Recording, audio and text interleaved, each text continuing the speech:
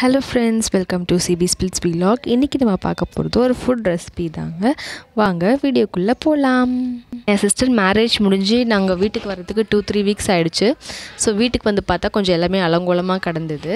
நாங்கள் என்ன பண்ணிட்டோம், வரும்போதே வந்து பேசிக் திங்ஸ் மட்டும் வாங்கிட்டு வந்துட்டோம். என்னென்னா ஆனியன், டொமேட்டோ, பச்சை மிளகா, கொத்தமல்லி, கருவேப்பிலை அது மட்டும் வாங்கிட்டு வந்தாச்சு. ஏதாச்சும் சமாளிச்சுக்கலாம் அப்படின்னு சொல்லிட்டு வீட்டுக்கு வந்து பார்த்தா ஒன்றுமே இல்லை. நல்ல வேளை அன்றைக்கி 4 முட்டை மட்டும் வாங்கியிருந்தேன்.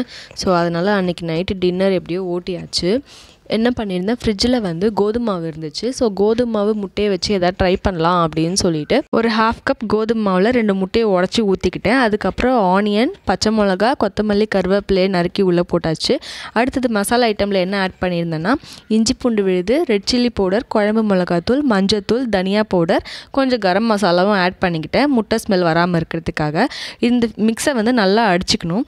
நல்லா அடிச்சுட்டு இப்போ தோசை பேனில் என்ன பண்ணிவிட்டு கொஞ்சமாக ஆயில் தடவிட்டு இந்த மிக்ஸை வந்து ஊற்றிடணும். அதில் போட்டுட்டு ஃபுல்லாக ஸ்ப்ரெட் பண்ணி விட்டுட்டு ஓரத்தில் வந்து ஆயில் விட்டுட்டு நெக்ஸ்ட்டு ஒரு லிட்டு வச்சு மூடிட்டேன்.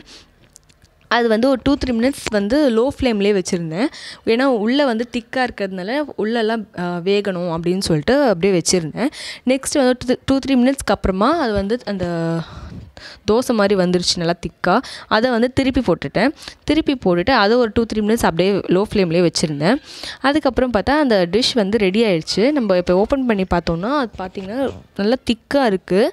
சாப்பிட்றதும் வந்து லைட்டாக அதான் கொஞ்சமாக சாப்பிட்டாலே வந்து வயிறு ஃபுல்லாகிடுது. நல்லாயிருக்கு. இதை கண்டிப்பாக ட்ரை பண்ணி பாருங்கள் வீட்டில். பேச்சுலர்ஸ்க்கு இது ஈஸியாக இருக்கும். ட்ரை பண்ணி பாருங்கள். இந்த மாதிரி வீடியோஸ் உங்களுக்கு வேணும், உங்களுக்கு பிடிச்சிருந்ததுன்னா நம்ம சேனல் CB Splits Vlog மறக்காமல் சப்ஸ்கிரைப் பண்ணிக்கோங்க.